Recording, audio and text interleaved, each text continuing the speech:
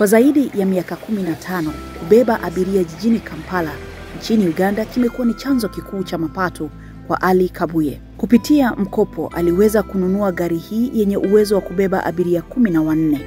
Lakini sasa wasiwasi wake ni athari ya agizo jipya la serikali la kuzuia umiliki binafsi wa magari hayo. Kibalese kirungi.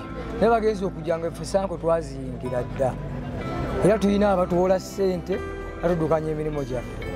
Kati awo wanagamba akuwa ssente ezigula emmoloka empya oyingire mu ssaako. Era kitegeeza nayo yennyini emmoloka empya ejja kutulema. Kuba olw'ensonga emmoloka empya gy'ogenda okugula ssente zigenda kuba zaabwe, gw'osigale ng'era mukozi waabwe, emmotoka teba yiyo, osigadde obeera ng'era omukozi. Tojja kufuna kizibu olaze mwana okugyawo ssente zaabwe, emmotoka bagikututteko teba yiyo. Mei tarehe 12 mwaka 2025, serikali ya Uganda ilisema inataka biashara hii iwe chini ya wanaomiliki magari kwa vikundi pekee. Lengo ni kukuza usalama barabarani. Takwimu za serikali zinaonyesha kuwa wastani wa watu 14 hupoteza maisha kila siku kutokana na ajali. Kwa Kabuye, hii sio mara ya kwanza kwa serikali kuja na mkakati huo. Bagezako kuja mulimo guno. Nebagezako kuteekako emmoloka ez'enjawulo zigambye nga Pioneer. Batukana okukola n'ez'amasannyalaze. Era nga baagala kulemesa ani? Katika kituo cha magari ya abiria cha Busega jijini Kampala, kwa miongo kadhaa sasa, maelfu ya magari haya yamekuwa yakimilikiwa na watu binafsi.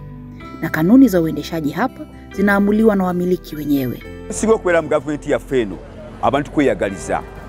Minister oba omuntu yena watandika ku kampuni ye ajaga abayagala abantu bayingira mu kampuni yeyo. Tuyina kampuni yayingira we hadi yatandika ekintu ekyo. Kati bagala okaka emmotoka abantu bonna bayingira mu kampuni zaabwe.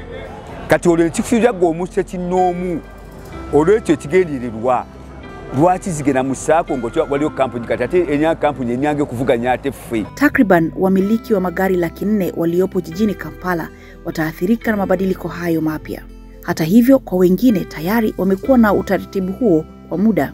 Nze nakitandika era nkirimu kiraba kinyambye okubanga ntwala kati n'owulira nti n'olaba nti bantaddeko amaanyi aganwanisa kubanga nze nkola ekintu ekigenda mu maaso ate ngale bakasoma bakyagala nange kinyangulira nze kinyanguliridde. Kagwa yuko kwa kikundi kinachomiliki magari 250 chini ya kampuni ya Expressway Entebbe. Era amagezi ago sebo gava mu ministry ogw'okukyusa ebidduka n'abantu gye balina engeri otuula ebintu ebyo babisomesaako abantu babatwala ne basoma naye tebatwala nga kikolo naye magezi ago gava mu gavumenti zigenda kozesa.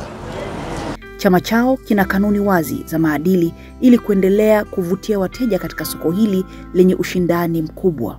Kwa mfano, mbali na kuwa na vitambulisho, madereva pia wanashurutishwa kupitia mafunzo maalum, huku wasaidizi wao wakitakiwa kuvaa sare rasmi wanapokuwa kazini.